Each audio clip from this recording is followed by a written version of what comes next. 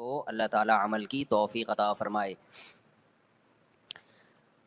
10 محرم عاشورہ کا دن آنے والا ہے، اس حوالے سے آج بہت اہم باتیں کرنے کا ارادہ تھا۔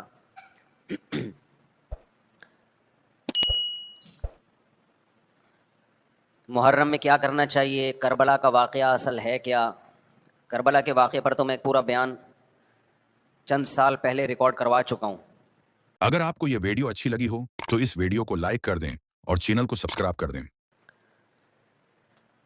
لیکن اس واقعے سے اہم سبق کیا ملتے ہیں؟ محرم میں ہم کون سے ایسے کام کر رہے ہیں جس سے ہم اللہ کے غضب کے مستحق ٹھہر رہے ہیں؟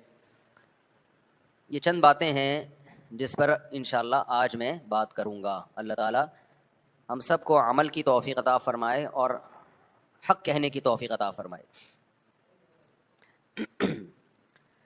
دیکھو ایک بات خوب اچھی طرح سمجھ لو، اسلام 1400 سال پہلے مکمل ہو چکا ہے۔ کسی واقعے کی وجہ سے اسلام کو تبدیل نہیں کیا جاتا، بلکہ اسلام کی روشنی میں اس واقعے کے جو تقاضے ہیں ان پر عمل کیا جاتا ہے۔ ہمارے ہاں ہو یہ رہا ہے، واقعات کی بنیاد پہ مسائل نکالے جا رہے ہیں۔ 10 محرم کا دن سیدنا حسین ابن علی رضی اللہ عنہ کی شہادت سے پہلے بھی عظیم تھا، اور سیدنا حسین ابن علی رضی اللہ عنہ کی شہادت کے بعد بھی عظیم دن ہے۔ آج آپ نے ایک نعرہ بہت سنا ہوگا کہ جی اسلام میں فرقہ واریت نہیں ہے، ہم کسی فرقے سے نہیں ہیں۔ میں بار بار کہتا ہوں کہ یہ بڑا خوشنما نعرہ ہے جو سننے میں بہت اچھا لگتا ہے۔ کچھ باتیں سننے کی حد تک بہت اچھی ہوتی ہیں لیکن پریکٹیکل لائف میں ان کی ویلیو بالکل بھی نہیں ہوتی۔ جب آپ پریکٹیکل لائف میں آتے ہیں تو پھر آپ کو یہ فیصلہ کرنا پڑتا ہے کہ آپ کس فرقے سے تعلق ہے آپ کا۔ آپ سنی ہیں، شیعہ ہیں، معتزلہ ہیں، مرجیہ ہیں، قدریہ ہیں، ناصبیہ ہیں، کیا ہے آپ کا فرقہ؟ یہ کہہ دینا آسان ہے میرا کوئی فرقہ نہیں ہے۔ اس پر سب سے بڑا اشکال یہ ہوتا ہے، یہ میں اس لیے فرقے کی بات کر رہا ہوں کہ آپ کو بھی طے کرنا پڑے گا کہ آپ یا تو شیعہ بن جاؤ بھائی یا سنی بن جاؤ، ایک طرف ہو جاؤ آپ۔ محرم میں شیعہ بنے ہوئے ہوتے ہیں، رمضان میں سنی بنے ہوئے ہوتے ہیں، ربیع الاول میں بریلوی بنے ہوئے ہوتے ہیں، تو پتہ ہی نہیں چلتا کہ ٹکتا ہی نہیں ہے کسی ایک جگہ۔ اور یہ جو نعرے ہیں نا کہ اسلام میں فرقے نہیں ہیں، یہ ویسے ہی قرآن و سنت کی روشنی میں غلط ہیں۔ اسلام میں 73 فرقے، حدیث میں آتا ہے میری امت 73 فرقوں میں ڈیوائیڈ ہوگی، جن میں ایک جنتی ہوگا اور 72 جہنمی ہوں گے۔ تو وہ ایک جنتی بھی تو فرقہ ہی ہوگا نا۔ جس نے عمل نہیں کرنا ہوتا نا، وہ یہ کہہ کے جان چھڑاتا ہے کہ میرا کوئی فرقہ نہیں ہے، تاکہ وہ بے پیندے کے لوٹے کی طرح لڑکتا رہے، کبھی ادھر کبھی ادھر، کیونکہ عمل تو کرنا نہیں ہے اس نے۔ فرقہ واریت نا ایک بڑا ٹاپک بن چکا ہے، ہر آدمی فرقہ واریت کے نام پہ منجن بیچ رہا ہے کہ میں فرقہ واریت نہیں مانتا، میں یہ مانتا ہوں۔ ارے تم بس کر دو یار، بس کرو۔ آپ باتیں کرنے پر گورنمنٹ کی طرف سے کوئی پابندی نہیں ہے، پریکٹیکل لائف میں نہیں چلتا یہ سب کچھ۔ تو جو اہل سنت والجماعت سچی مچی کے تھے، اب اہل سنت والجماعت میں بھی ہر آدمی اہل سنت والجماعت بنا ہوا ہے۔ اہل سنت والجماعت کی جو شارٹ فارم اردو میں آئی اس کو سنی کہا گیا، سنت سے نکلا یہ لفظ۔ اس کو کیا کہا گیا؟ بولو نا کیا ہو گیا؟ سنی۔ یہ اہل سنت والجماعت کی کیا ہے؟ کیونکہ اتنا ٹائم نہیں تھا پاکستانیوں کے پاس کہ وہ اتنا لمبا نام لیتے اہل سنت والجماعت، تو انہوں نے اس کو کیا کہنا شروع کر دیا؟ وی آر سنی۔ تو ہم کیا ہیں بھائی؟ فرقہ ہم 73 فرقوں میں ہمارا فرقہ کون سا ہے؟ ہم سنی ہیں، جو اہل سنت والجماعت کی شارٹ فارم ہے۔ یہاں تک بات کھوپڑی شریف میں آ گئی۔ اب جو سنی ہے نا، ان کے کچھ مخصوص عقیدے ہیں، وہ عقیدے ہوں گے تو آپ سنی ہوگے، وہ عقیدے نہیں ہے تو آپ سنی نہیں ہے۔ لیبل لگاتے رہو، جیسے وہ بار بار میں چٹکلا سناتا ہوں نا کہ ایک آدمی نے چاول کی بوری پر، چینی کی بوری پر چاول لکھا ہوا تھا۔ لوگوں نے پوچھا بھائی اندر چینی ہے باہر چاول، کہتا ہے مکھیوں کو دھوکہ دینے کے لیے، مکھیاں بہت بیٹھتی ہیں۔ تو لیبل کیا لگا دیا؟ چاول کا، اندر کیا ہے؟ چینی۔ تو ایسے ہی بہت سے لوگ لیبل یہ لگاتے ہیں کہ اہل سنت والجماعت ہم سنی ہیں، لیبل انہوں نے سنی کا لگا دیا، اس فرقے کا لگا دیا جس کو ہم نجات یافتہ سمجھتے ہیں، لیکن اندر مال جو پڑا ہوا ہے وہ سنی والا مال نہیں ہے۔ تو یاد رکھو، چاول کے لفظ سے کیا مکھی دھوکہ کھا سکتی ہے اور بوری پہ نہ آئے؟ تو کیا سنی کے لفظ سے فرشتے دھوکہ کھا سکتے ہیں؟ یہ معاذ اللہ، اللہ دھوکہ کھا سکتا ہے جبکہ اندر مال سنی والا نہیں ہو؟ یہ ہو سکتا ہے کیا؟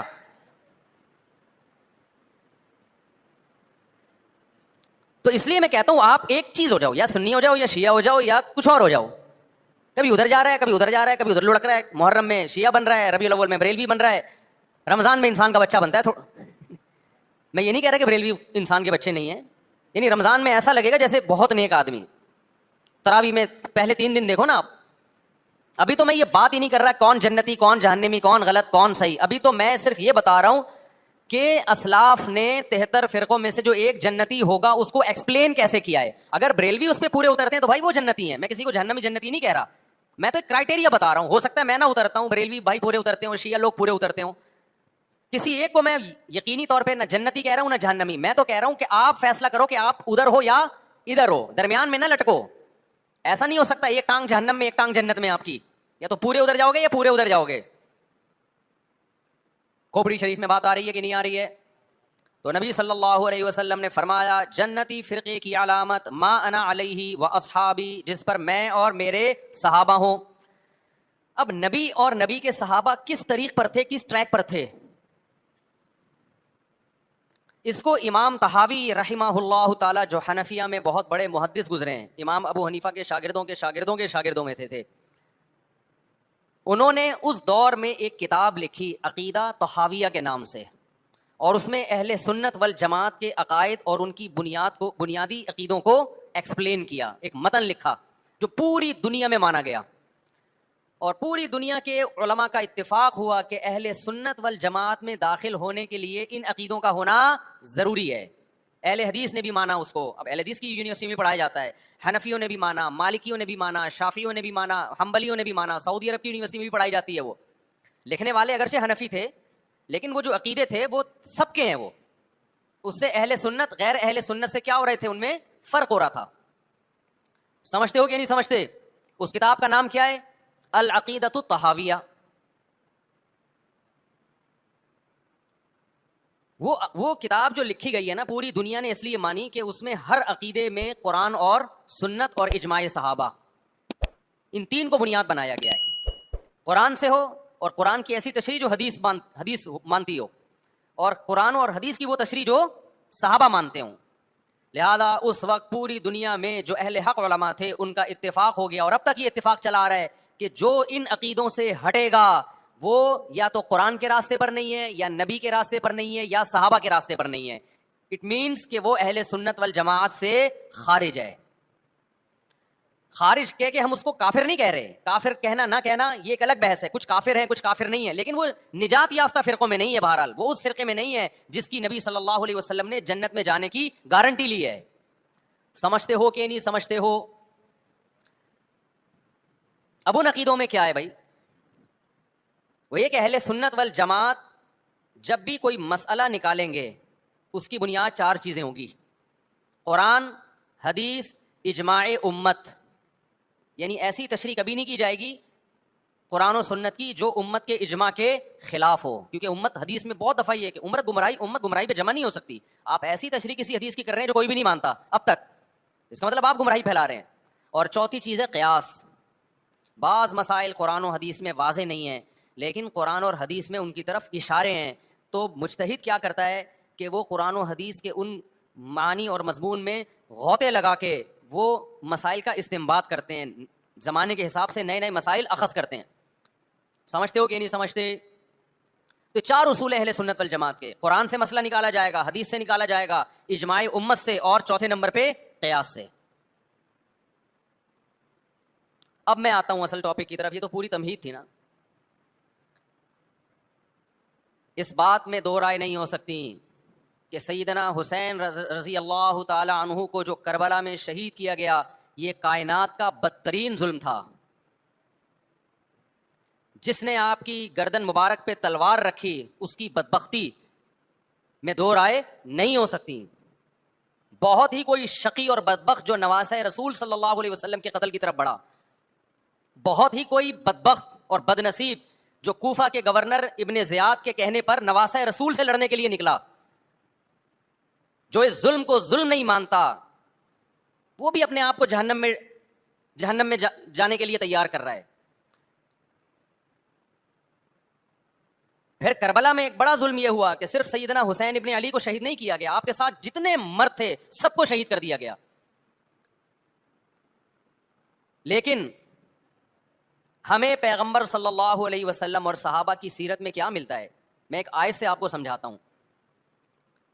مشرکین مکہ حضرت ابراہیم علیہ الصلاۃ والسلام کی کے نسب میں ہونے پر اور آپ سے محبت پہ بڑا فخر کیا کرتے تھے کہ ہم ابراہیم کی اولاد میں ہیں, ہم ابراہیم کے دین پہ ہیں.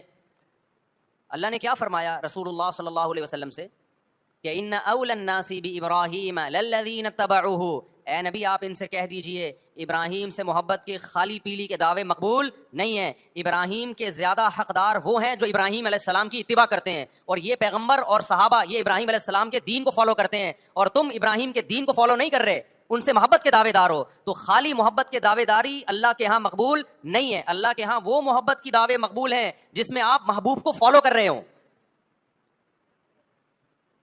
سیدنا حسین ابن علی رضی اللہ تعالی عنہ جو جنت کے جوانوں کے سردار ہیں, آپ سے محبت کا دعویٰ اس وقت مقبول ہوگا جب آپ سیدنا حسین کی سیرت کو فالو کریں گے.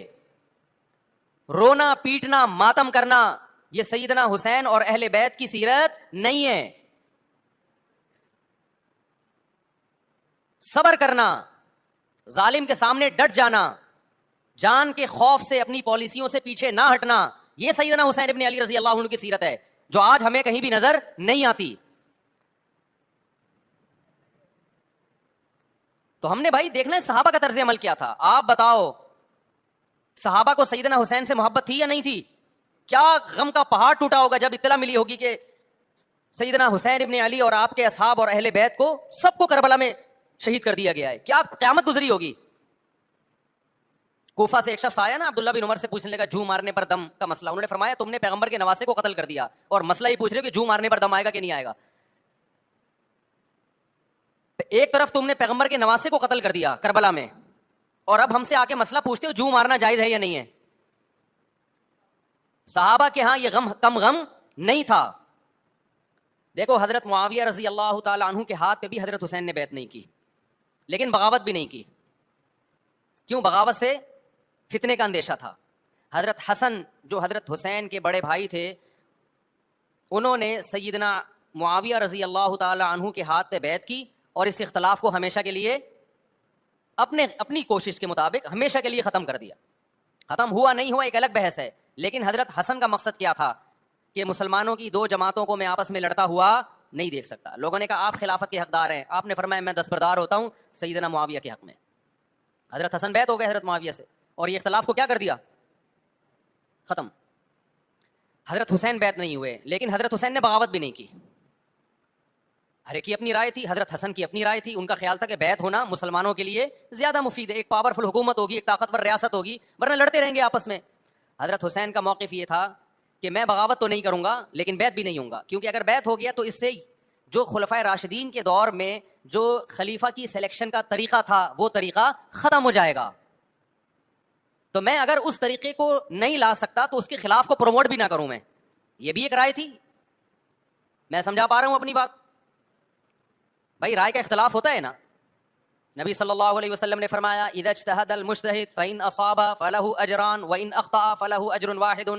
جب کوئی مجتہد اللہ کی رضا کو سامنے رکھ کے اجتہاد کرتا ہے, صحیح اور غلط کا فیصلہ کرنے بیٹھتا ہے, رائے یعنی اس کا مقصد اللہ کی رضا ہو, تو اگر وہ درست نتیجے پہ پہنچے تو 2 ثواب, غلط نتیجے پہ پہنچے تو بھی 1 نیکی اس کو ملتی ہے, اس لیے کہ اس کے بس میں جو خیر خواہی کا کے لیے جو تھا وہ اس نے کر دیا. رائے کا اختلاف ہوتا ہے. تو حضرت حسن رضی اللہ تعالیٰ عنہ بیعت ہوئے حضرت معاویہ کے ہاتھ پہ. سیدنا حسین نہ بیعت ہوئے اور نہ آپ نے بغاوت کی, خاموشی اختیار کی. حضرت معاویہ رضی اللہ تعالیٰ عنہ نے سیدنا حسین کو تلوار کی زور سے بیعت پر مجبور نہیں کیا, بلکہ نواسۂ رسول کا خیال کیا اور وصیت بھی کی لوگوں کو. لیکن جب حضرت معاویہ کے بعد یزید جانشین ہوا, اس کی سب سے بڑی غلطی یہ تھی کہ اس نے نواسۂ رسول صلی اللہ علیہ وسلم اور آپ کے ساتھ جو چند اہل بیت اور چند صحابہ تھے, اس وقت بھی حضرت حسین نیوٹرل تھے. نہ حضرت حسین نے بغاوت کا ارادہ کیا اور نہ بیعت کرنے کا ارادہ کیا. یزید ابن معاویہ کو چاہیے تھا کہ سیدنا حسین رضی اللہ عنہ کو اپنے حال پہ چھوڑ دیتا, اپنے والد کی طرح. حضرت حسین رضی اللہ تعالیٰ عنہ کو جب کوفہ سے خطوط آئے، یہ میں وضاحت اس لیے کر رہا ہوں کہ حضرت حسین بغاوت کے لیے نہیں نکلے تھے، اس مسلمان حاکم کے خلاف بغاوت کے لیے نہیں نکلے تھے، کیونکہ رسول اللہ صلی اللہ علیہ وسلم کی بہت ساری صحیح حدیث ہے اس بارے میں کہ جو باغی ہے، جو ریاست کے خلاف بغاوت کرتا ہے، اس کو نبی صلی اللہ علیہ وسلم نے اس عمل کو پسند نہیں کیا. تو حضرت حسین رضی اللہ تعالیٰ عنہ کو کوفہ سے خطوط آئے کہ یہاں سارے کے سارے لوگ آپ کے ہاتھ پہ بیعت کرنے کے لیے تیار ہیں.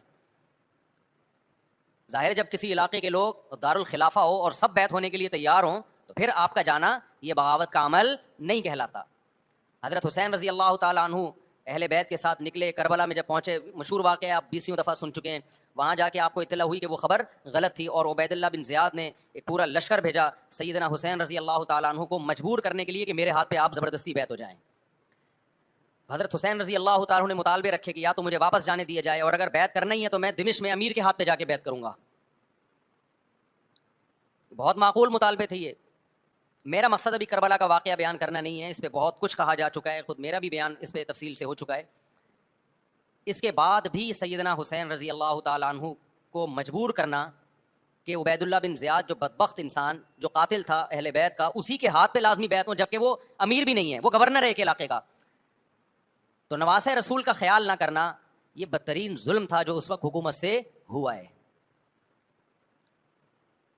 حضرت حسین رضی اللہ تعالیٰ عنہ، دیکھو نبی صلی اللہ، آج ہم دیکھتے ہیں کہ جو بڑا آدمی ہوتا ہے نا، اس کی قربانیاں ہوتی ہیں، اس کی بڑی بڑی قربانیاں ہوتی ہیں. چھوٹے اپنے بڑوں کی قربانیوں کو کیش کراتے ہیں.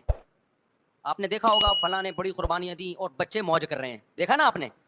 لیکن اللہ تعالیٰ نے رسول اللہ صلی اللہ علیہ وسلم کے نسب کو اس سے محفوظ کیا. ہمارے نبی کے 2 بیٹے حسن حسین، آپ کی نسل حضرت فاطمہ سے چلی ہے، دونوں شہید ہوئے ہیں. اس میں بہت بڑی حکمت تھی کہ پیغمبر صلی اللہ علیہ وسلم نے سب سے پہلے تربیت اپنے گھر والوں کی ہے. آج لوگ باہر فنٹر بنے ہوئے ہوتے ہیں، تبلیغیں کر رہے ہوتے ہیں، اپنے گھر کی ان کو پرواہ نہیں ہوتی. نبی صلی اللہ علیہ وسلم نے سب سے پہلے جو تربیت کی ہے، کس کی ہے؟ حضرت حسن اور حسین کی ہے. تو جب کربلا میں آپ کو چاروں طرف سے گھیر لیا گیا اور آپ کو مجبور کیا گیا کہ آپ نے ابن زیاد کے ہاتھ پہ بیعت کرنا ہے، تو آپ نے اس ذلت کو گلے لگانے سے انکار کر دیا. آپ کو 100% یقین تھا کہ اتنے بڑے لشکر کے سامنے میں ٹھہر نہیں سکتا، اسباب کی دنیا میں فتح کی امید نہیں ہے. لیکن حضرت حسین رضی اللہ تعالیٰ عنہ نے لڑنے کا فیصلہ کر کے اور شہادت کو قبول کرنے کا فیصلہ کر کے ابن زیاد اور اس زمانے کے حکمران جو اس قتل پہ راضی تھے، قیامت تک کے لیے ان پہ لعنت کے سلسلے کا دروازہ کھول دیا. بعض دفعہ اللہ بھی یہ چاہتے ہیں کہ بدبختوں کو ڈھیل ملے تاکہ ان کا جرم سنستدرجہم من حیث لا یعلمون. قرآن کہتے ہیں ہم ان کو ڈھیل دیں گے، ان کو برائی میں ہم آگے بڑھنے دیں گے، ایسے بڑھنے دیں گے کہ ان کو خود بھی پتہ نہیں چلے گا، تاکہ قیامت کے دن ان کا عذاب ان کو کئی گنا بڑھا کر دیا جائے. اب میرے بھائی ہمارے لیے کیا سبق ملتا ہے؟ جب یہ واقعہ ہوا عالم اسلام میں کوہرام مچ گیا،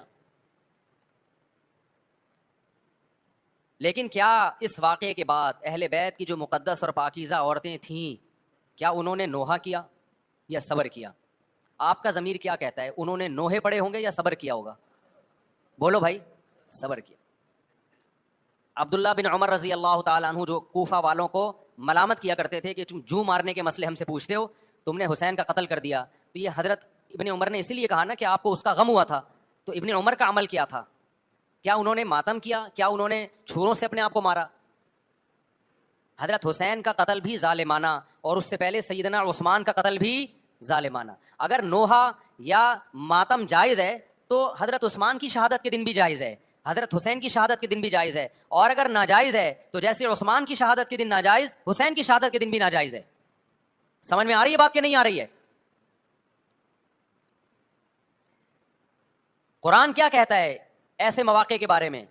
تلک امۃ قد خلت لہا ما کسبت ولکم ما کسبتم. قرآن جب بھی پرانی امتوں کے واقعات بتاتا ہے، قرآن کہتا ہے یہ ایک قوم تھی جو گزر گئی، انہوں نے جو کیا اس کا بدلہ ان کو ملے گا، تم جو کرو گے اس کا بدلہ تمہیں ملے گا. تو ہمیں اللہ نے اس واقعے میں بھی بتا دیا کہ سیدنا حسین کا واقعہ، کربلا کا واقعہ جب سنا کرو تو یہ سوچا کرو یہ قوم تھی جو گزر گئی، جس نے اچھا کیا، حسین ابن علی نے اچھا کیا، ان کو اس اچھائی کا بدلہ ملے گا. اور جو حضرت حسین کے قتل کے حضرت سیدنا حسین کے مبارک خون سے جن کے ہاتھ آلودہ ہوئے، کیونکہ قتل کیا نا انہوں نے، تو تو لہا ما کسبت, ان کو اس ظلم کا بدلہ بھی ملے گا. تو ہمارا کام کیا ہے؟ ہم نے فالو کرنا ہے حسین کے راستے کو, نہ کہ حسین کے نام پہ ہم نے ماتم کرنے ہیں. حسین کا راستہ کیا ہے جس کو ہم نے فالو کرنا ہے؟ اب میں چند چیزیں آپ کو بتاتا ہوں. سب سے پہلا سبق جو ہمیں کربلا میں ملتا ہے کہ عزت اور دین, ایک طرف دنیا ہے. دیکھو اگر حضرت حسین رضی اللہ تعالیٰ عنہ ابن زیاد کے ہاتھ پہ جا کے بیعت ہو جاتے, آپ کیا سمجھتے ہو بے تحاشا مال و دولت حضرت حسین پہ خرچ نہیں کرتا کیا وہ؟ جب ایک بڑا آدمی کسی کے ہاتھ پہ بیعت ہوتا ہے تو اس کو بھی تو فائدہ ہوتا ہے نا اس سے. اور کیا حضرت حسین کو یقین نہیں تھا کہ کربلا میں شہید ہو جاؤں گا؟ فتح اور نصرت کی اسباب کی دنیا میں کوئی امید نہیں تھی, مگر آپ نے اہل بیت کو کربلا میں رسوا کرنے پر تو اس ویڈیو کو عزت کی لائک موت کر دیں کو اور ترجیح چینل دی. کو سبسکرائب کر دیں. آج اگر آپ میں یہ ظرف ہے کہ آپ عزت کی موت کو ذلت کی زندگی پر ترجیح دیتے ہو تو پھر آپ حسینی ہو. نہیں یہ بات میرا خیال ہے سمجھ. سیدنا حسین کی سخاوت کے واقعات ہیں. سیدنا حسین باغی نہیں تھے رضی اللہ عنہ. پھر جو اہل بیت کا طرز عمل کیا تھا, محرم میں کیا کیا ہو رہا ہے میں آپ کو بتاتا ہوں. ان میں سے کوئی بھی عمل نہ ہمیں قرآن سے ملتا ہے نہ صحابہ سے ملتا ہے ہمیں. تو ما انا علیہ و اصحابی جو جنتی فرقہ ہوگا اس کی جو علامتیں ہیں, تو جب آپ ان علامتوں کے خلاف چلو گے, صحابہ اور تابعین کو فالو نہیں کرو گے, تو آپ پھر اپنے آپ کو سنی کہنا چھوڑ دو. آپ بتاؤ مجھے اسلام میں کوئی مہینہ منحوس ہے؟ بولو نا, کوئی مہینہ منحوس ہے؟ تو آپ محرم کو منحوس کیوں کہتے ہو؟ لوگ مجھے کہتے ہیں مفتی صاحب فرقہ واریت پھیلا رہے ہیں. دیکھو فرقہ واریت جب پھیلا رہا ہوں جب میں کسی فرقے کے خلاف آپ کو کر رہا ہوں. میرے بیان شیعہ لوگ بھی سنتے ہیں, ملتے بھی ہیں. بہت دفعہ ایئرپورٹ پہ ملاقات ہوئی, بڑی عزت سے ملے, میں شیعہ ہوں لیکن آپ سے محبت کرتا ہوں. یہاں مسجد میں بھی آتے ہیں, میں نے کبھی کسی پہ طنز نہیں کیا. اس لیے میں بار بار کہتا ہوں جو شیعہ کا مذہب ہے اس کو کرنے دو. وہ سبیلے لگاتے ہیں, آپ ان کو مت چھیڑو, جا کے تنگ نہ کرو ان کو. وہ ماتم کرتے ہیں, آپ ان کو مت چھیڑو. وہ نوحے کرتے ہیں, وہ نوحے پڑھتے ہیں, آپ ان کو مت چھیڑو. لیکن آپ اپنی پوزیشن واضح کرو کہ آپ شیعہ ہو یا آپ سنی ہو. آپ تو ایک طرف ہو جاؤ نا. محرم میں اگر آپ مرثیے لگا کے گھوم رہے ہو گاڑیوں میں, اٹ مینز آپ سنی نہیں ہو. آپ نبی صلی اللہ علیہ وسلم کی حدیث ہے ہمارے پاس, ہم اہل سنت والجماعت ہیں, ہم سنت کو فالو کرتے ہیں. تو سنت کیا کہتی ہے؟ میتوں پہ گریبان چاک کرنا, میتوں پہ چیخو پکار کر کے رونا. آپ نے فرمایا لیس منا, وہ ہم میں سے نہیں ہے. اور اس عمل پہ آپ صلی اللہ علیہ وسلم نے لعنت فرمائی ہے. لوگ کہتے ہیں حسین کی یاد میں رونا نبی کی سنت ہے. نبی صلی اللہ علیہ وسلم کو جب جبریل نے بتایا کہ حسین شہید ہوں گے, آپ روئے, اس لیے کہ اس وقت آپ کو یہ خبر ملی تھی. لیکن کیا ہر محرم میں آپ نے رونے کا پروگرام کیا ہے یا صحابہ کو بیٹھ کے باقاعدہ رلایا ہے آپ نے؟ کیا ہو گیا بھائی؟ آپ کو بھی جب کربلا کا واقعہ کی خبر ملی آپ کی آنکھوں میں آنسو آ جائے, یہ نیچرل ہے, یہ حسین سے محبت کی علامت. لیکن ہر محرم میں باقاعدہ بٹھا کے رونے کا پروگرام کرنا یہ حسین سے محبت کی علامت نہیں ہے, بلکہ شریعت میں ناجائز ہے یہ غموں کو بڑھانا. یہ کہاں سے جائز ہو گیا؟ حضرت عثمان بھی تو شہید ہوئے تھے, نبی صلی اللہ علیہ وسلم کے داماد تھے. ان کی یاد میں آپ رونے کو سنت کیوں نہیں کہتے؟ ہماری نظر میں حسین کا قتل بھی بہت بڑا ظلم اور سیدنا عثمان کا قتل بھی بہت بڑا ظلم تھا. دونوں مظلوم تھے, دونوں مظلوم شہید تھے. ہمیں دونوں کی شہادت پہ غم ہے, لیکن اب اس غم کو مناتے نہیں ہیں. اسلام میں غم منانا سنت نہیں ہے. دیکھو جعفر طیار رضی اللہ عنہ, نبی کے چچا زاد بھائی, اہل بیت, جب آپ صلی اللہ علیہ وسلم نے ان کو لڑائی کے لیے میدان جنگ میں بھیجا, رومیوں سے لڑائی تھی. حضرت جعفر طیار کی 4 بیویاں تھیں. جب نبی صلی اللہ علیہ وسلم مسجد نبی میں بیٹھے, آپ کو فرشتوں نے اطلاع دی کہ جعفر طیار شہید ہو گئے. آپ صلی اللہ علیہ وسلم کی آنکھوں سے آنسو. یہ آنسو اس وقت نکلے جب عین شہادت کی اطلاع ملی ہے. اس وقت آنسوؤں کا نکلنا محبت کی علامت ہے. آپ نے صحابی رسول کو بھیجا کہ جاؤ آپ کی زوجات کو, بیویوں کو جا کے خبر دو کہ جعفر طیار شہید ہو گئے. کیا قربانی تھی صحابہ کی, آپ دیکھو ایسے جوان تھے جعفر طیار, خوبصورت جوان. غزوہ بدر میں جب مشرکین مکہ نے یہ نعرہ لگایا کہ حل میں مبارز, 3 سردار آئے, انہوں نے کہا پہلے تمہارے اندر سے 3 بہادر آئیں ہم سے لڑیں. دیکھو عربوں میں یہ ہوتا تھا کہ جب جنگ کے لیے 2 فوجیں آمنے سامنے کھڑی ہوتی تھیں تو پہلے دونوں طرف کے بہادر ترین لوگوں کی لڑائیاں ہوتی تھیں کہ جب تک دونوں میں سے ایک قتل نہیں ہوگا لڑائی شروع نہیں ہوگی. تو آپ کو پتا ہے کہ اس میں بہادر ترین لوگ نکلیں گے نا جو لڑنا جانتے ہوں. مشرکین مکہ کی طرف سے 3 یا 4 بڑے بڑے سردار آئے لڑائی سے پہلے, بدر میں لڑائی سے پہلے. انہوں نے نعرہ لگایا, حل میں مبارز, کوئی ہے تم میں جو پہلے ہم سے لڑے. یعنی ادھر سے ہم 3 ہیں تو ادھر سے بھی کتنے چاہیے, 3 بندے. ادھر سے انصار صحابہ آئے. مشرکین مکہ نے کہا لیسو بی اکفائنا, یہ ہمارے جوڑ کے نہیں ہیں, قریشی ہاشمی چاہیے ہمیں, ہمارے نسب کے لوگ ہونے چاہیے. تو ادھر سے نبی صلی اللہ علیہ وسلم نے حضرت علی کو بھیجا اور حضرت جعفر طیار کو بھیجا. جن صحابہ کو بھیجا ان میں حضرت جعفر طیار بھی تھے. حضرت جعفر طیار رضی اللہ تعالیٰ عنہ اور سیدنا علی مقابلے میں غالب آ گئے. خوبصورت صحابی. نجاشی کے سامنے آپ نے تقریر کی ہے, ہجرت کی ہے نا جب حبشہ کی طرف, تو نجاشی نے پوچھا جعفر طیار سے کہ تمہارے پیغمبر جو کلام لے کر آئے ہیں وہ سناؤ. حضرت جعفر طیار رضی اللہ تعالیٰ عنہ نے سورہ مریم پڑھنا شروع کر دی. کاف ہا یا عین صاد ذکر رحمت ربک عبدہ زکریا اذ نادى ربه نداء خفيا قال رب اني وهن العظم مني واشتعل الراس شيبا ولم اكن بدعائك رب شقيا واني خفت الموالي من ورائي وكانت امراتي عاقرا فهب لي من لدنك وليا. ایسی حضرت مریم اور عیسیٰ ابن مریم کی سیرت کو سورہ مریم میں بیان کیا حضرت جعفر طیار نے کہ نجاشی روتے روتے, اس کی داڑھی تر, اور جتنے پادری بیٹھے تھے سب کی داڑیاں تر ہو گئی روتے روتے. تو یہ تقریر جو نجاشی کے اسلام کا سبب بنے, بادشاہ کو مسلمان کرنے والے کون تھے؟ حضرت جعفر طیار. اور آپ کے چھوٹے چھوٹے بچے, 4 جوان بیویاں ہوں, چھوٹے چھوٹے بچے ہوں, اور ایسے میں میدان جنگ میں لڑتے ہوئے شہید ہو جائیں, تو پیغمبر اور صحابہ پہ کیا قیامت ٹوٹی ہوگی. لیکن ہمارے نبی صلی اللہ علیہ وسلم کی آنکھوں سے کیا تھے؟ صرف آنسو موتی کی طرح ٹپک رہے تھے. اور آپ صحابہ کو اطلاع دے رہے تھے کہ جعفر طیار شہید ہو گئے, اور جاؤ ان کے گھر والوں کو بتا کے آ جاؤ.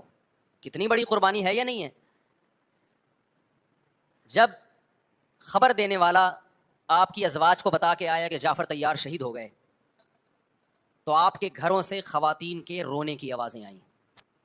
آپ صلی اللہ علیہ وسلم نے فرمایا ان سے بولو کہ اپنی آواز کو پست کرو. پھر چیخو پکار کی آواز آئی, تو آپ نے فرمایا کہ اگر دوبارہ چیخو پکار کی آواز آئے تو ان کے منہ پہ خاک پھینک دو. وہ شہید کی بیوہ تھیں, اور شہید بھی کتنے مقدس, ان کو بھی نبی صلی اللہ علیہ وسلم نے نوحہ کرنے کی اجازت نہیں دی. اس دن جس دن غم پہنچا ہے اس دن بھی چیخو پکار کی اجازت نہیں دی ہے. تو آپ بتاؤ اگلے سال اس تاریخ کو چیخو پکار کی کیسے اجازت مل جاتی؟ نہیں آئی میرا خیال ہے بات سمجھ میں. جب غم پہنچا ہے اس وقت چیخنے چلانے کی اجازت نہیں ہے. چھوٹے چھوٹے یتیم بچے, حضرت جعفر طیار کے چھوٹے چھوٹے یتیم بچے, کتنا غم ہوتا ہے جب چھوٹے چھوٹے بچے, ان کا باپ دنیا سے چلا جائے, کتنا ترس آتا ہے ان کے اوپر. تو ہمارے نبی کو بھی ان یتیم بچوں پہ بھی ترس آیا, ان بیواؤں پہ بھی ترس آیا. لیکن نہ نبی صلی اللہ علیہ وسلم چیخو پکار کر کے خود روئے, اور نہ آپ نے ان کی ازواج کو رونے کی اجازت دی ہے. سمجھ میں نہیں آ رہی میرا خیال ہے بات. میرا مقصد شیعوں پہ طنز کرنا نہیں ہے, ان کا جو مذہب ہے ان کو اس پہ چلنے دو. میرا مقصد ہے آپ اپنی پوزیشن واضح کرو کہ آپ ادھر ہو یا ادھر ہو. کسی کو تنگ مت کرو, نہ کسی پہ فتوے لگاؤ کفر اسلام کے, نہ کسی کو جہنمی قرار دو. اپنی پوزیشن آپ فیصلہ کرو کہ آپ اگر ادھر جانا ہے تو پورے ادھر چلے جاؤ. پھر یہ آدھا تیتر آدھا بٹیر والا معاملہ مت کرو. وہ ان کا مذہب ہے بھائی, ان کے علماء ان کو بتاتے ہیں کہ محرم میں کالے کپڑے پہننے ہیں, محرم میں ماتم کرنا ہے, محرم میں کو منحوس سمجھنا ہے, اس میں شادی بیاہ نہیں کرنا. ان کے علماء ان کو بتاتے ہیں, ان کو چلنے دو اس پر. دنیا میں بہت سے فرقے ہیں, بہت سے مذہب ہیں, ہم کسی کو نہ ختم کر سکتے ہیں نہ کسی کے خلاف نفرت پیدا کر سکتے ہیں. اس سے کوئی چیز حاصل نہیں ہوگی. کسی سے نفرت کرنے کی ضرورت نہیں, کسی پہ فتوے لگانے کی ضرورت نہیں, لیکن آپ کو اپنی پوزیشن واضح کرنی پڑے گی کہ میں کہاں کھڑا ہوا ہوں. اگر آپ سنی ہو تو پھر اہل سنت والجماعت صحابہ تابعین کو فالو کرتے ہیں, حدیث کو فالو کرتے ہیں, اور حدیث میں ہمیں ماتم کرنا, نوحہ کرنا, گریبان چاک کرنا, اس کی پرمیشن نہیں ہے, بلکہ اس سے روکا گیا ہے, اس عمل کو حرام اور ناجائز قرار دیا گیا ہے. بات آ رہی ہے سمجھ میں؟ باقی جو شیعہ حضرات کرتے ہیں, ہمارے دوست ہیں شیعہ, میں مذاق میں نہیں کہہ رہا, ملتے ہیں ہم سے, میں کبھی ان سے مذہب کے ٹاپک پہ بات نہیں کرتا, نہ ان کو کبھی چھیڑتا ہوں کہ آپ یہ کیوں کر رہے ہو, یہ کیوں نہیں کر رہے. بھائی اس کا مذہب ہے, وہ اس کا فرقہ ہے, جو کرنے دو اس کو, ہم نہیں کرتے, کیونکہ ہم اہل سنت والجماعت میں. سمجھ میں آ رہی ہے بات کہ نہیں آ رہی؟ پھر ربیع الاول کا مہینہ آئے گا, اس میں بھی آپ اپنی پوزیشن واضح کرو کہ آپ ادھر ہو یا ادھر ہو. 2 فرقے ہیں, دیوبندی بریلوی. میں نہیں کہہ رہا کہ کون جنتی کون جہنمی, لیکن بر صغیر میں جن کو دیوبندی کہا جاتا ہے وہ نظر و نیاز تیجے 40 میں کے قائل بولو نہیں ہے. ان کی کتابوں میں لکھا ہوا ہے, وہ اس کے قائل نہیں. اگر کوئی بزرگ ان میں قائل گزرا بھی ہے تو وہ اس کا ذاتی تفرد ہے, اس کو علماء نے فالو نہیں کیا, اس کو ان کی اجتہادی غلطی قرار دیا ہے. ربیع الاول میں جلوس نکالنا یا مزار بنانا یا مزاروں پہ جانا اس نیت سے کہ وہاں جا کے ہم کوئی قوالی پڑھیں گے یا کچھ بھی, ہمارے ہاں قبرستان جانا صرف اس لیے ہے کہ آخرت کی یاد تازہ ہو, بس اس کے علاوہ اور کوئی کانسیپٹ نہیں ہے. ہمارے ہاں قبر ایک بالش سے زیادہ اونچی بنانا جائز بولو نا نہیں ہے, قبر پکی کرنا جائز نہیں ہے, تیجے 40 میں کرنا جائز بولو نہیں. آج ایک صاحب آئے کہنے لگے میری ساس کا 40واں ہے, فجر میں کہنے لگے مجھے, کہہ رہے میں نہیں گیا تو بڑا مسئلہ ہو جائے گا. میں نے کہا بھائی ایک فیصلہ کرو, گرین چینل یا وائٹ چینل, ایک طرف ہو جاؤ بھائی, کیونکہ وائٹ چینل میں یہ جائز نہیں ہے, نہ 40واں نتیجہ ہے. اب لوگ مذاق اڑاتے ہیں مر گیا مردود نہ فاتحہ نہ درود, بھائی کچھ بھی کہتے رہو تو پھر پورے ادھر کو ہو جاؤ, یا تو پورے وائٹ ہو جاؤ یا پورے کیا ہو جاؤ, پورے گرین ہو جاؤ. پھر تیجا بھی کرو, 40واں بھی کرو, برسی بھی کرو, اور پھر اس کے بعد جھنڈے بھی لگاؤ ہرے رنگ کے. میں نہیں کہہ رہا دیوبندی صحیح ہے یا بریلوی صحیح ہے, دیکھو میں یہ بحث نہیں کر رہا, میری بات کو غلط نہ لے کے جانا. میں کہہ رہا ہوں آپ اپنی پوزیشن واضح کرو, صحیح غلط تو اگلا مرحلہ ہے, آپ کیا ہو آپ کو تو یہ نہیں پتا چل رہا. آپ ربیع الاول میں ہرے جھنڈے لے کے گھوم رہے ہو, رمضان میں آپ وائٹ چینل بنے ہوئے ہو, محرم میں آپ بلیک چینل بنے ہوئے ہو, تو پتہ ہی نہیں چل رہا تو ہے کیا بھائی. جب 73 فرقوں میں ایک جنتی ہے تو ایک کو فالو کرو نا جس کو جنتی سمجھتے ہو. اگر آپ سمجھتے ہو کہ بلیک چینل یا شیعہ فرقہ جنتی ہے تو پورے شیعہ ہو جاؤ بھائی. اگر آپ سمجھتے ہو بریلوی فرقہ جنتی ہے تو پورے بریلوی ہو جاؤ. تو جس کو سمجھتے ہو وہ بن جاؤ, لیکن پورے بنو, ادھورے مت بنو, آدھا آدھا نہ لو. بات سمجھ میں آ رہی ہے؟ میں پھر بتا رہا ہوں, نہ میں کسی کو جنتی کہہ رہا ہوں نہ جہنمی. میں یہ نہیں کہہ رہا دیوبندی جنت میں جائیں گے یا بریلوی جائیں گے یا شیعہ جائیں گے, یہ تو اللہ فیصلہ کرے گا. ہم تو وہ کریں گے جو ہماری کھوپڑی میں آ رہا ہے. ہماری کھوپڑی میں یہ آ رہا ہے کہ جس کو بھی کرو تو ایک کو کرو پورا, تاکہ ایک طرف ہو جاؤ. آدھے تیتر آدھے بٹیر مت بنو آپ, اور دوسرے کو چھیڑو بھی نہیں, چھیڑنے کی بھی ضرورت نہیں ہے. کوئی جو کر رہا ہے کہ بھائی اس کا مذہب ہے. دیکھو ہندو مندر میں جاتا ہے نا, ہماری رائے کے مطابق صحیح کر رہا ہے غلط کر رہا ہے, غلط کر رہا ہے, لیکن ہم چھیڑتے ہیں کیا؟ اسلام نے اجازت دی اس کو چھیڑنے کی کہ ہندو جا رہا ہے اس کو پکڑ کے لا کیوں جا رہا ہے بھائی؟ اسلام بولا بھائی لکم دینکم ولی دین, تمہارے لیے تمہارا دین, ہمارے لیے ہمارا دین. لا اکراہ فی الدین, دین میں زبردستی نہیں ہے, جو کر رہا ہے اس کو کرنے دو. تبھی اسلامی تاریخ میں کوئی ایک مندر بھی ہمارے علم میں نہیں ہے کہ اس میں ہندوؤں پہ پابندی لگی ہو کہ مندر نہیں جا سکتے. جب تک اسلامی حکومتیں رہی ہیں, ہندوستان میں 1000 سال مسلمانوں نے حکومت کی ہے. اگر ہندوؤں کو مندر جانے سے روک دیتے تو آج یہ مندر ختم ہوتے. اسلامی حکومت جب ختم ہوئی ہے تو بھی مندر لاکھوں کی تعداد میں مندر تھے. اسلام مسجد جانے کا حکم دیتا ہے یا چرچ جانے کا؟ بولو. مسجد. چرچ جانے کو غلط سمجھتا ہے کیونکہ وہاں غیر اللہ کی, عیسیٰ ابن مریم کی عبادت ہو رہی ہے. لیکن کیا اسلام آپ کو پرمیشن دیتا ہے کہ کوئی عیسائی چرچ جا رہا ہو تو آپ اس کو روکو کہ تو کیوں جا رہا ہے بے, مسجد میں آ؟ اجازت دیتا ہے؟ یا اسلام یہ کہتا ہے کہ اس سے بدتمیزی شروع کر دو آپ؟ بولو کیا ہو گیا؟ آپ کو سبق یاد کرا رہا ہوں میں, بدتمیزی شروع کر دو. یا اسلام یہ اجازت دیتا ہے کہ اس سے اچھا سلوک نہ کرو؟ پتہ نہیں اجازت نہیں, بلکہ قرآن تو کہہ رہے ہیں ان اللہ یحب المقسطین, جو غیر مسلم تم سے لڑ نہیں رہے میدان جنگ میں ان سے تمہیں اچھا سلوک کرنا پڑے گا, کیونکہ اللہ اچھا سلوک کرنے والوں کو پسند کرتا ہے. صحابہ کرام غیر مسلموں کو بھی ہدیے دیا کرتے تھے, نبی صلی اللہ علیہ وسلم نے یہودیوں کو بھی ہدیے دیے ہیں. تو جو مذہب اسلام کی طرف منسوب نہیں ہے, جب ہمیں ان سے اچھے سلوک کا حکم ہے, تو جو مذہب اسلام کی طرف منسوب ہیں, قطع نظر اس سے کہ وہ اس دعوے میں سچے ہیں یا جھوٹے, یہ تو بحث ایک الگ ہے, لیکن نسبت کس کی طرف کر رہے ہیں؟ اسلام کی طرف. تو ہمیں ان سے بدتمیزی بدسلوکی کی کہاں سے اجازت ہوگی؟ تو میں نہیں کہہ رہا کہ آپ شیعہ بریلویوں سے دشمنی کرنا شروع کر دو, ان کی دعوتیں اٹینڈ نہ کرو, ان سے کاروبار چھوڑ دو, یا ان کو جا کے تنگ کرو, کیوں سبیل لگا کے بیٹھے ہو, کیوں ماتم کر رہے ہو, یہ کام مت کرو آپ. ہمارا ملک اس فرقواریت کا متحمل نہیں ہے, اس سے فساد پھیلتا ہے. لیکن اپنی پوزیشن آپ واضح کرو, ایک لکیر ہے آپ کھینچ دو. اگر کوئی شخص آپ کے سامنے صحابہ کو برا بھلا کہتا ہے, آپ بولو بھائی یہ میری باؤنڈری کیا ہو رہی ہے, کراس. میرے سامنے آپ کو ان بزرگوں کے خلاف بولنے کی اجازت نہیں ہے جن سے مجھے عقیدت ہے. اگر یہ کام آپ نے کیا تو ہماری اور آپ کی راہیں الگ الگ. آپ کا جو مذہب ہے بھائی, آپ بند کمرے میں, آپ کے امام بارگاہ میں, آپ کے مسجدوں میں, جہاں بھی ہے وہ آپ کا نجی معاملہ ہے. ہمارے سامنے آپ نے کوئی ایسی بات نہیں کرنی جو ہمارے عقیدے کے خلاف ہو, تو آپس میں دوستی رہے گی. اب دیکھو عیسائی آپ سے ملتا ہے, آپ گپ شپ کرتے ہو, کھانا کھاتے ہو, لیکن عیسائی بار بار بولے میں آپ کے نبی کو نہیں مانتا, میں آپ کا نبی, آپ بولے گا بھائی تو نہیں مانتا تو ہم نے کب کہا کہ مان تو, لیکن میرے سامنے بار بار کیوں کہہ رہے کہ میں تیرے نبی کو نہیں مانتا؟ یہاں سے آپ کی اس کی دوستی کیا ہو جائے گی پھر؟ ختم. تو غیر مسلموں کو بھی دو قسمیں, کسی بھی مسلک کے لوگوں سے ملو, کسی بھی فرقے کے لوگوں سے ملو, کوئی جھگڑا نہیں, کوئی بحث نہیں, ایک دوسرے کو کھانا بھی ہے, ایک دوسرے سے ایک دوسرے کو کھلانا بھی ہے, ایک دوسرے سے کھانا بھی ہے, ایک دوسرے کی دعوتوں میں بھی شرکت کرنی ہے. جہاں مذہب کا معاملہ آئے تو پھر آپ کسی سے بحث نہ خود کرو نہ کسی کو کرنے کی اجازت دو. اگر کوئی کچھ سیکھنا چاہتا ہے تو آپ بولو بھائی علماء کے پاس آ جاؤ, آپ کو کوئی اشکال ہے تو ہم وہاں آپ کا اشکال حل کر دیں گے. اس سے آگے بڑھنے کی کوشش بولو مت کرو, اس سے ملک میں امن ہوگا. باقی فرقے ہمیشہ سے ہیں بھائی, آج کوئی نئے تھوڑی ہیں, آج کوئی نئے تھوڑی ہیں, اور یہ ہمارا کام تھوڑی ہے فرقے ختم کرنا. یہ تو عیسیٰ ابن مریم جب نازل ہوں گے, حضرت مہدی آئیں گے, وہ تلوار کی طاقت سے ختم کریں گے, ان کے پاس یہ اتھارٹی ہوگی کہ وہ فرقوں کو ختم کریں. آپ نے یہ کرنا ہے کہ دوسرے کے مسلک کو چھیڑنا نہیں ہے اور اپنا چھوڑنا نہیں ہے. مسئلہ آپ کے ساتھ یہ ہو رہا ہے کہ دوسرے کو چھیڑ بھی رہے ہو اور اپنا چھوڑ بھی رہے ہو, دونوں الٹے کام کر رہے ہو. ایک طرف بحث کر رہے ہوتے تم ایسے, اور دوسری طرف وہی بنے ہوئے ہوتے تھوڑے دنوں میں جا کے. ہاں وہ بتا رہا ہوں, وہ نظر و نیاز والی نہیں, وہ سب کو پتا ہے. ہاں ایسی دعوت نہ ہو جس میں بدعت کی تائید ہو. تو آپ جو کر رہے ہو نا وہ یہ کر رہے ہو, دوسرے کو چھیڑ بھی رہے ہو, جس سے ملک میں بدامنی پھیل رہی ہے. تقریریں سنو, شیعہ ایسے, بریلوی ایسے, دیوبندی ایسے, اہل حدیث ایسے, تقریروں سے کیا پھیل رہی ہے؟ نفرتیں. اور پھر محرم میں آپ خود شیعہ بنے ہوئے ہوتے ہو, ربیع الاول میں آپ گرین چینل بنے ہوئے ہوتے ہو, اور رمضان میں آپ وائٹ چینل بنے ہوئے ہوتے ہو. سعودی عرب میں سارے وائٹ ہو جاتے ہیں جا کے, سعودی عرب جو بھی جاتا ہے سارا وائٹ چینل. پیغمبر کی قبر پہ کوئی دھمال نہیں, کوئی قوالیاں نہیں, وہاں کھڑے ہوں گے تمیز سے سلام پیش کر کے آگے نکل جائیں گے.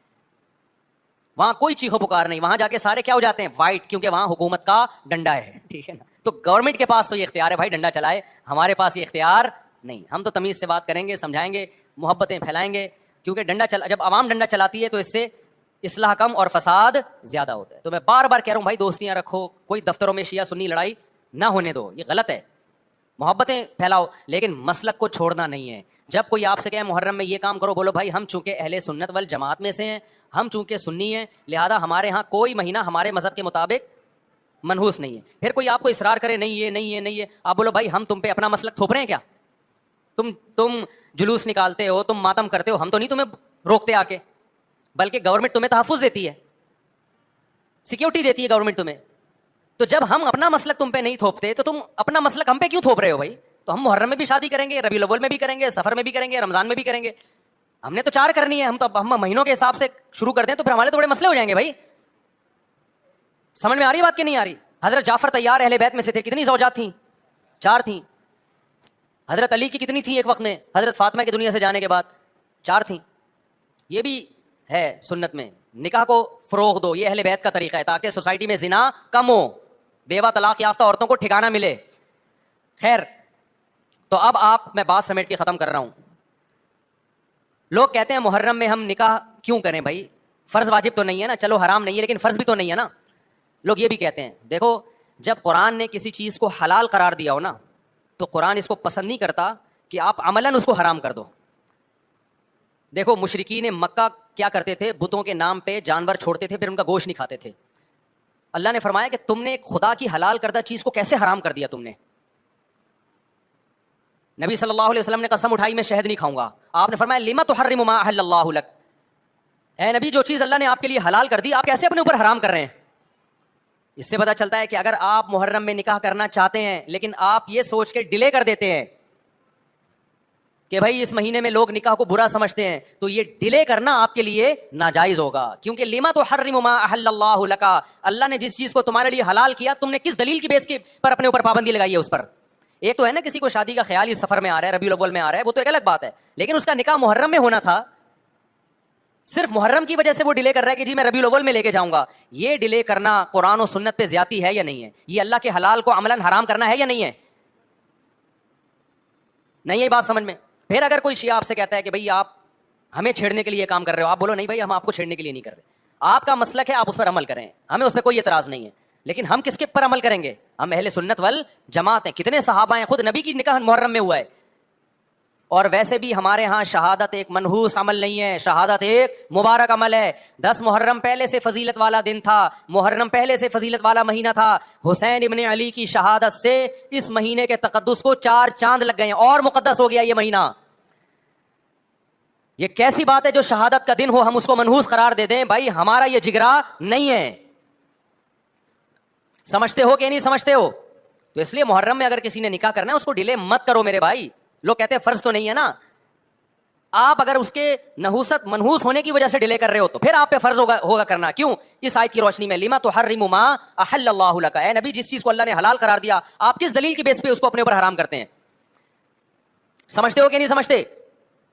اسی طرح یہ جو باقی کام محرم میں ہو رہے ہیں، مرثیے سن رہے ہیں لوگ، نوحے سن رہے ہیں، رکشے والوں نے بھی لگائے ہوئے ہیں، تو بھائی شیعہ حضرات کا مسئلہ کہ ان کو کرنے دو، آپ یہ عمل مت کرو. اگر آپ سنی ہو تو پھر اہل سنت والجماعت کے ہاں میتوں پہ رونے کے مرثیے یہ جائز نہیں ہے، کیونکہ اس سے غم بڑھتا ہے. ہمارے نبی نے جعفر طیار رضی اللہ عنہ کی زوجہ کو، جن کا حقیقی غم تھا اس وقت، ان کو نہیں رونے دیا، تو ہمیں کیسے آپ صلی اللہ علیہ وسلم چیخو پکار کی اجازت دیں گے؟ اسی طرح محرم میں سبیلیں لگانا، اس کی بھی کوئی دلیل نہیں ہے. سیدنا حسین ابن علی تو پیاس ظلم سے شہید ہوئے. وہ ایک طرف آپ کہتے ہیں وہ پیاسے تھے، ان کو پانی نہیں ملا، دوسری طرف آپ اس دن میں لوگوں کو پانی پلا رہے ہیں، تو اس کی لاجک بھی نہیں بنتی کوئی. اسلام نے 10 محرم کو روزے کا دن قرار دیا، روزہ اور سبیل جمع نہیں ہو سکتے. سمجھتے ہو کہ نہیں سمجھتے؟ آپ کہہ سکتے ہیں کسی کو پانی پلانے پر کون پابندی لگا سکتا ہے؟ پانی پلاؤ بھائی پورے سال، اسپیسیفک ان دنوں میں کیوں پلا رہے ہیں آپ؟ تو جو شیعہ حضرات ہیں ان کا مسلک ہے، ان کو کرنے دیں. میں بار بار اس لیے کہہ رہا ہوں ایسا نہ چھیڑ چھاڑ شروع کر دے جا کے. پہلے ہی ملک میں لڑائیاں بہت ہو رہی ہیں، دوبارہ ایک نئی جا کے بتا یہاں پہ سبیل لگی ہوئی ہے، جا کے ان کو چھیڑنا شروع کر دو. سبیل کیوں لگا؟ چھیڑنے کی اجازت نہیں ہے کسی کو. آپ نہ لگائیں نہ پئیں.